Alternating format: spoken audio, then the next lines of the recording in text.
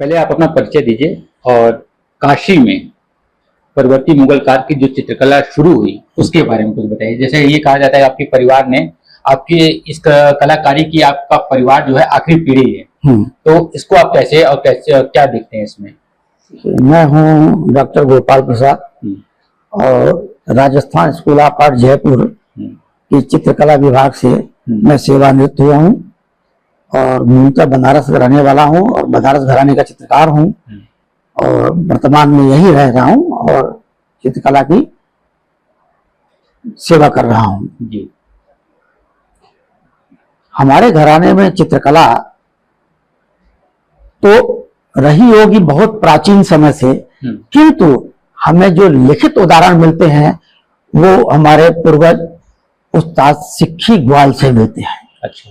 उसके पहले का कोई लिखित साक्ष्य हमें नहीं मिलता है। तो सिक्खी ग्वाल, उसके बाद उनके लड़के जो है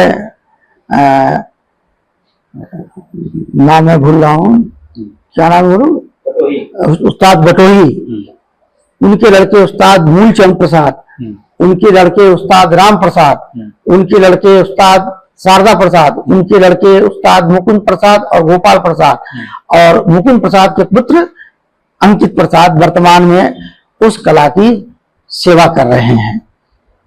परवर्ती मुगल कला ये जब दिल्ली में अंग्रेजों का राज शुरू हुआ तो वहां से मुगल लोग हटाए जाने लगे। अच्छा। किसी को कहीं भेजा जाना है, कहीं किसी को शाह आलम द्वितीय के समय में कि साहब इनको भेजा जा रहा है, चलो साहब कि आपको काशी वास कराया जा रहा है, भेजा जा रहा है वहां से हटाने के लिए, उनकी राजनीति वहां से समाप्त हो, लेकिन कहा गया आपको काशी वास कराया जा रहा है। तो काशी में जब वो आए तो काशी में वो शिवालय ही प्रमुख स्थान था उस समय। अच्छा। शिवालय वहीं राजा का किला था, शिवालय पूरा जो है जब जगमगा उठा। तो जब कोई इस तरह का राजा चलता है, वहां से बड़ा आदमी चलता है, तो उसके साथ उसका पूरा लवाजमा चलता है। लवाजमे में नाव भी होगा, कहार भी होगा, धोबी भी होगा, चित्रकार भी होगा, संगीतकार भी होगा, वो सब होते हैं। तो उसमें उस जमाने के सुप्रसिद्ध चित्रकार उस्ताद लालजी मुसव्वर भी थे। उस लालजी मुसव्वर से हमारे जो पूर्वज उस्ताद सिक्खी ग्वाल हैं, वो उनसे इस मुगल की शिक्षा ग्रहण की। अच्छा। और उसके बाद से वह क्रमशः एक के बाद एक पीढ़ी दर वो चलती आ रही है। उसमें बदलाव जरूर थोड़ा नजर आएगा, वैसे ही नहीं चलेगा, क्योंकि उस समय तो पूरा मुगल की बात चल रही थी। परवर्ती आया, थोड़ा चेंज हुआ, उसके बाद और चेंज हुआ, स्थानीय चीजें जुड़ी, बदलाव हुआ, आधुनिकता हुई, रंगों में अंतर आए, तमाम बदलते बदलते आज बहुत कुछ परिवर्तन आपके सामने दिख रहा है। और उस समय से जब वहां से चित्रकार हटे, क्योंकि वहां तो डर व्याप्त हो गया था, तो कुछ पहाड़ों पे चले गए, कुछ फैजाबाद में आ गए। ये निद्धा मल एक चित्रकार हैं जो फैजाबाद आ गए। अच्छा। कोई मुगल थे, परवर्ती मुगल के। कुछ बनारस में तो थे ही पहले से, कुछ मुरादाबाद मुर्शिदाबाद में चले गए, वहां आबाद किया। इस तरह के चारों तरफ चित्रकार जो है मुगल के फैल गए। अच्छा। और वो परवर्ती मुगल शैली की शुरुआत हुई, क्योंकि औरंगजेब तो बिल्कुल ये पसंद नहीं करता था चित्रकारी वगैरह, वो तो समाप्ति की ओर एकदम करने लगा था। लेकिन लोग पहाड़ों पे छिपके इधर उधर जाके अपनी चित्रकारिता जारी रखे। अच्छा। अब ये एक तरह से उस समय के बदलाव हो गए, बदलाव हुआ। अच्छा, जैसे ये बात की जाए, क्या परवर्ती मुगल कालीन चित्रकारों जैसे मुर्शिदाबाद, लखनऊ या पटना शैली से प्रभावित होते हैं? बिल्कुल।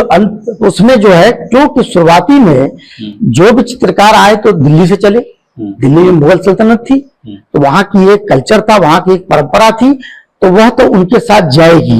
लेकिन धीरे धीरे करके स्थानीय स्वरूपों को लेके उसमें परिवर्तन होता चला जाता है। अच्छा, अभी आप बदलाव की बात कर रहे हैं, तो अब के समय मान लीजिए, उसमें तो आपके पीढ़ी पूर्वज रहे होंगे। जी जी। लेकिन जो बदलाव की बात आती है, क्या बदलाव देखने को मिला है आपको? देखिए, देखने को बदलाव तकनीकी से लेके, रंगों से लेके, विषय से लेके हर में परिवर्तन मिलता है। विषय में भी हम आज परिवर्तन कर देते हैं, आज के जमाने के हिसाब से विषय है उसको भी डालते हैं। हम वो नहीं करते हैं कि जो परंपरा चली आ रही ऐसा बनना ऐसा नहीं, चेंज करते हैं। यहां तक कि अगर हम उसको बना भी रहे हैं तो उसको कंपोजिशन भी चेंज करते हैं, तो उसमें रंग भी हम चेंज कर देते हैं। तकनीकी देखें तो आज रंगों की संख्या कितनी ज्यादा होती चली गई। कभी अजंता चित्रों में 5-6 रंगों की बात होती थी, बाद में चल के मुगल पहाड़ी आदि में संख्या कितनी बढ़ती चली गई। आज तो रंगों की संख्या की बाहर आ गई, न जाने कितने रंग और कितने साधन है पीसने की। पहले हम रंग बैठ के घोटा पीसा करते थे, आज हमारे पास वेट मशीन है, उसमें 2 किलो रंग डाल दिए और दिन भर चल रहा है, पीस रहा है। तो आधुनिकता भी उसमें जुड़ती चली गई। अच्छा, समय के साथ यही बदलाव हुए हैं। ठीक है, क्या रंगों में भी हुआ है, रंगों में भी हुआ है और चित्रों में भी हुआ है और तकनीकी में भी हुआ है, सब में हुआ है, ऐसा नहीं है। पहले मार्बल के पत्थर पे घुटाई आप समझ नहीं पाए होंगे, भी पत्थर पे घुटाई करते थे मार्बल के, पीसना नहीं। चित्र जो होते हैं, ये चित्र जब हम रंग घोटते हैं तो कितना भी घोटते हैं कहीं ना कहीं दाना रह जाता है। अच्छा। तो चित्र में जब हम गदकारी कर लेते हैं, यानी रंग की भराई कर लेते हैं, तो इसको हम उल्टा रख करके पीछे से कौड़ा होता है बड़ा सा समुद्री कौड़ा, अच्छा। उससे हम घोटते हैं, रगड़ते हैं, उसको कहते हैं घुटाई करना, बर्निशिंग इन इंग्लिश। अच्छा, वो करते हैं। तो पहले हम मार्बल पे करते थे, लेकिन मार्बल में एक स्क्रैच आ जाए तो उसको हटाना मुश्किल था, उसकी जगह शीशा आ गया, सबसे बढ़िया चीज। हम शीशे का प्रयोग कर रहे हैं। ब्रश बाजार में आ रहे हैं, हम बाजार का भी ब्रश प्रयोग कर रहे हैं, और ब्रश हम कलम बनाते भी गिलहरी से अपना। अच्छा, गिलहरी वाला ब्रश? गिलहरी का ब्रश ही सर्वोत्तम ब्रश है बारीक काम करने के लिए, इससे अच्छा कोई नहीं है। अच्छा, इस चित्रकारी में सबसे ज्यादा उसी ब्रश का उपयोग होता है? उसी का ही उपयोग होता है, उसी का ही। दूसरा उसको नहीं पा सकता है। गिलहरी एकमात्र जीव है जिसका बाल इतना सुंदर, इतना बारीक, सॉफ्ट होता है, इतना कोमल होता है कि वह बढ़िया से बढ़िया रेखांकन कर सकता है, और भारतीय चित्रकला रेखा प्रधान है। अच्छा, आपको लगता है कि आज के दर्शक या युवा कहें, परवर्ती मुगल कालीन चित्रकला को जो उसकी गहराई होती है उसको वो समझते हैं? हाँ, वो समझते हैं, बकायदा समझते हैं, बल्कि इनसे ज्यादा समझने की कोशिश करते हैं। अच्छा। कि इसमें क्या है, कैसे है, क्या है, क्यों। एक तो वो फिगरेटिव होता है, फिगरेटिव की जन सामान्य को तो समझ में आती है, जन सामान्य समझ सकता है। हाँ, जन सामान्य समझ सकता है, लेकिन अगर वो क्रिएटिव बना हुआ है तो उसको तो बड़े बड़े आर्टिस्ट समझ जाते, जन सामान्य नहीं समझना है। तो हमारी कला को सभी समझते हैं, वो भी समझते हैं, और जन सामान्य भी समझता है, विषय भी समझता है, और वो पूछता भी है कि क्या है इसमें, क्या दिखाना चाहते हैं। और क्रिएटिव वाले में उसको अच्छा लगा या नहीं लगा, अब उसको क्या समझ में आता है ये वही बता सकता है, क्योंकि उसको समझना वही समझ सकता है जो उसके मर्म को समझता है, क्रिएटिव को, उस रंग के बारे में, उस रूप के बारे में। क्योंकि एक कलाकार रोज नए नए रूप को खोजता है, नया रूप लाता है, उसको समझना मुश्किल है। यहाँ रूप इंसानियत का भी है, थोड़ा क्रिएटिव का है, दोनों आराम से समझ लेता है। अच्छा, हम तवज्जो की बात करें, मतलब कि जैसे जो इसको स्थान मिलना चाहिए, उस समय तो भाई इसका प्रचलन था जी, तो उस हिसाब से इसको स्थान दिया जाता था। तब से लेकर अब तक क्या है, मतलब वही आपको आकर्षण मिलता है, जो दर्शकों का उत्साह होता है वो देखने को मिलता है? देखिए, अभी ये तो कम होते चला गया, चित्रकारिता में कम हो गया। पहले हर स्कूल कॉलेज में इसकी शिक्षा भी दी जाती थी, विद्यार्थी भी पढ़ता था, सीखता था, उसके एग्जीबिशन लगाते तो लोग देखते थे। अब यह सीमित हो गया, विद्यालयों में लगभग ना के बराबर हो गया है। अच्छा। इसकी शिक्षा ना के बराबर, जो आर्ट स्कूल है, आर्ट कॉलेज, उसमें ना के बराबर कहीं कहीं सब्जेक्ट है ही नहीं। जैसे तो पहले एक विषय होता था, एक विषय, जिस मैं आपको बता रहा हूँ, जो मैं चित्रकला विभाग में था तो मैं ट्रेडिशनल आर्ट में ही नियुक्त किया गया था, मैं इसी की शिक्षा देता था, उसको बंद कर दिया गया। लोगों ने सहयोग नहीं दिया। कब की बात होगी तकरीबन? तकरीबन ये हो गया 20 साल बंद कर दिया। शुरू करने का लाख प्रयास अकेले किया, लेकिन अकेला पड़ गया, मैं नहीं करा पाया, क्योंकि मेजॉरिटी जो है क्रिएटिव की है, तो वो नहीं चाहते हैं। बिल्कुल। जो कर रहे हैं, वो जो क्रिएटिव काम कर रहे हैं, वह तो एग्जीबिशन लगाते हैं तो लोग उनको देखते हैं, नयापन है उसको समझते हैं, उसके बारे में पूछते हैं, उसके मर्म को समझने की प्रयास करते हैं। लेकिन मैक्सिमम लोग नकल कर रहे हैं, कॉपी कर रहे हैं, तो वहां पूछने का सवाल ज्यादा नहीं होता है। बिल्कुल। वो देखते हैं, देखी दिखाई चीजें हैं, उसको देख के आते हैं, बहुत अच्छा बना है, बहुत बढ़िया, हूबहू बना दिया है। अच्छा, अगर बात करें, आखिरी सवाल है ये आपके लिए, जैसे एक मंच जो पहले इसके लिए सस्ते थे, अब क्या बदलाव कर दिया जाए आज के जमाने के हिसाब से कि पहले जैसा मंच अब भी मिल जाए इस चित्रकारी को? अगर इसको मंच दिया जाए, इसको विषय में जोड़ा जाए, सारे महाविद्यालयों में इसको किया जाए, तो यह बहुत तेजी से उभरेगा और इसमें ज्यादा से ज्यादा विद्यार्थी आएंगे, सीखेंगे और इस काम को आगे बढ़ाएंगे।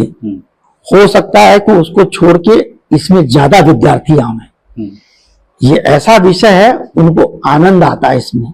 अच्छा। ज्यादा काम करेंगे, उनको तरह तरह की इसमें टेक्निक सीखने को मिलेगा, जानकारी मिलेगी। यहाँ तक कि विदेशों में क्रिएटिव नहीं, हमारे इंडियन पेंटिंग की डिमांड है। हमें फेरा में एग्जीबिशन में वर्क भेजना है, हमसे कहा गया कि सर आप अपना ट्रेडिशनल वर्क जो इंडियन है वो ही दीजिएगा। श्रीलंका में हमें बुलाहट है, वहां कि सर आपका जो जो रंग, रॉ मटेरियल और जैसे जो जो बनाते वो ले करके आप हमको पूरा अपना ट्रेडिशनल का ही पूरा डेमोन्स्ट्रेशन और पेंटिंग बना के दीजिएगा। तो आज जमाना बदल रहा है और लोग इसको सीखने की ओर बढ़ रहे हैं, चाहते हैं सीखे। अच्छा। लेकिन सिखाने वाला कितना और स्कूल में कौन सिखाए? कॉलेज में कोई टीचर नहीं होगा, इसका विषय नहीं होगा तो कहां से पढ़ेंगे? विषय होता तो हमारे यहाँ विद्यार्थी आते थे, काम करते थे और विद्यार्थी इससे रोजगार भी पाते थे, बाहर में काम भी करते थे और बेचते भी थे, लाभ होता। लेकिन अब नहीं, हम लाचार हैं कि हमारे विश्वविद्यालय ने बंद कर दिया। हमने प्रयास किया, कोई लड़ने वाला नहीं, क्योंकि हर व्यक्ति वहां क्रिएटिव है, तो अकेले हमको कौन पूछेगा, कौन लड़ेगा? अंकित, आप ग्वाल परिवार के चित्रकारी जो है मुगल कालीन, वो उसकी आप आखिरी पीढ़ी हैं। हाँ। ऐसा आपका मानना है? हाँ। ठीक है, उसके बारे में बताइए जो आप करते हैं, इसकी शुरुआत आपने कैसे की थी और अभी क्या आप कर रहे हैं? जैसे युवाओं को सिखाना हुआ, इस कला को आगे बढ़ाना हुआ, इस फन को आगे बढ़ाना हुआ, उसके लिए क्या कर रहे हैं? लेकिन उसकी शुरुआत पहले आपने क्या किया था, कैसे शुरुआत की थी, इसके बारे में कुछ बताइए। मैं बनारस घराने का, मुगल परंपरा का 7वें पीढ़ी का चित्रकार हूँ और मेरे घराने की जो समृद्ध परंपरा है वो 217 साल से चली आ रही है और मैं उस परंपरा को आगे बढ़ा रहा हूँ। आज मेरे घराने में क्या है कि बाल अवस्था से ही खेल खेल में बच्चे चित्रकारी करना शुरू कर देते हैं। और मैं भी 5 साल के एज से ही, मेरे पिताजी जो मेरे गुरु भी रहे और चाचा भी, उन्होंने मुझे प्रोत्साहित करना शुरू किया। जब मैं चित्र नहीं करता था किसी प्रकार का, उन्होंने लालच देते थे वो लोग ताकि चित्र करें। उसके बाद कभी कभी डांट भी पड़ती थी, फिर मैं उस चित्रकारी करने लगता था। तो लगभग 365 दिन में 365 दिन मैं चित्रकारी ही करता रहता हूँ। और मुझे काम करते हुए लगभग 22 से 23 साल हो गया है। अच्छा। हाँ। और अभी जैसे युवाओं को सिखाने वाली बात हुई, हाँ, तो युवाओं को आप कैसे सिखाते हैं? आपके पास क्या लोग आते हैं? जैसे कोई म्यूजियम हुआ या कोई संस्था द्वारा मुझे जब आमंत्रित किया जाता है तो वहां पे मैं वर्कशॉप कराता हूँ और कलरों के बारे में जानकारी, टेक्निक के बारे में जानकारी उन्हें देता हूँ। अच्छा, जैसे ये सवाल ये है कि जब आप बता रहे थे कि आपके आखिरी मतलब पहली पीढ़ी, हाँ, उसकी शुरुआत हुई थी, तो उन्होंने पहली पेंटिंग क्या बनाई थी, कुछ उसकी जानकारी है? जानकारी तो नहीं है, लेकिन वो राजस्थानी जैसी पेंटिंग रही होगी। बाद में उसमें मुगल का प्रभाव आया, बनारस और मुगल। अच्छा, दोनों मिल गए? हुआ, हाँ, दोनों मिल गए तो परवर्ती उसका परवर्ती मुगल शैली। इसको हम बताएंगे बाद में। इसको बताएंगे। अच्छा, पीछे आपकी ये पेंटिंग है, हाँ, इसके बारे में कुछ बनाइए। इसको जैसे बनाने में कितना समय लगता है और इसके रंगों को आप कैसे बनाते हैं? हाँ, इसकी शुरुआत आप कैसे करते हैं? जैसे इसका जो पहले आकृति बनाते हैं, स्केच बनाते हैं, उसकी बताइए उसके बारे में। इसके पहले तो हम स्केच करते हैं, ड्राइंग करने के बाद इसकी व्हाइट से सफेदा से सफेदा किया जाता है पूरा।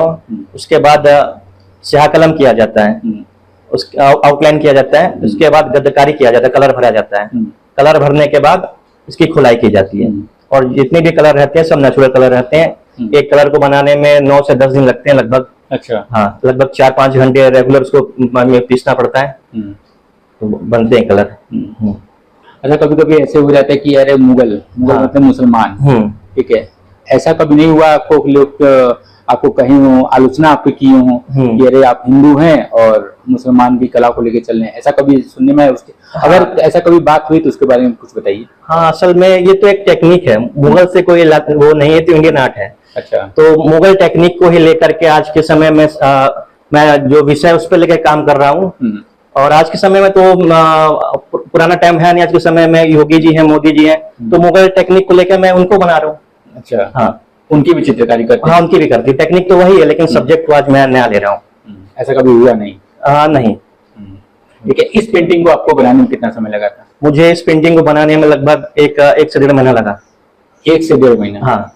अच्छा, और अगर पर्दे पे इसको ढालना हो तो उसका क्या प्रोसेस रहता है? अगर उसको पर्दे या कपड़े पे ढालना होता है तो उसके पहले तो उसकी साइजिंग की जाती है। साइजिंग के बाद उसको लई लगाया जाता है। लई के बाद उसके सफेदा से कोटिंग की जाती है, और वही जो सेम प्रोसेस दीवार पे रहता है वो उस पर होता है। अच्छा, हाँ, उसके बाद ठीक है। अब इस कला को आप धीरे धीरे आगे बढ़ा रहे हैं। हाँ। आगे क्या करने का विचार है? मतलब अगर एक मंच इसको दिया जाए, बहुत बड़ा मंच, इसको मतलब आपकी कला को ढालना हो उस मंच में कि कुछ हम ऐसा कर दे, नया कर दे कि पहले जैसे ये इसको बड़ा आयाम मिल जाए, तो उसके लिए क्या करना है, कुछ सोचे हैं? हाँ, अगर इसको कुछ बड़ा करना है तो उसको उस पर कुछ नयापन लाना पड़ेगा। मैं पुरानी टेक्निक का ही इस्तेमाल करते हुए आज का जो विषय हुआ, जैसे कि बनारस के कई सारे फेस्टिवल्स हैं, तो उसको मैं बना रहा हूँ। और साथ में घाट पे भी कई सारे प्रोग्राम होते हैं, उसको लेके मैं बना रहा हूँ। और टेक्निक में सेम ही रखता हूँ, कॉपी वर्क मैं नहीं कर रहा। अच्छा, कॉपी वर्क है। जैसे पहले होता था वैसा नहीं, अब नयापन में ला रहा हूँ। अच्छा, नयापन में कुछ 1-2 पॉइंट बताइए, जैसे क्या उसमें नयापन हो रहा है? नयापन में जैसे कि मैं एक पेंटिंग बना रहा हूँ घाट पर, एक जैसे कि नकटिया विषय हुआ, रामनगर की लीला हुआ, मैं उस विषय पे काम कर रहा हूँ। अच्छा, हाँ, उसको रंगों में भीम पूजा हुआ, इस टाइम में भीम पूजा पेंटिंग बना रहा हूँ। भीम पूजा है, हाँ। तो वो टेक्निक तो मेरा सेम है, लेकिन सब्जेक्ट मेरा नया है। अच्छा, भीम पूजा सब्जेक्ट? भीम पूजा हुआ, रामनगर की रामलीला हो गया, तो वैसे सब्जेक्ट मैं ले रहा हूँ।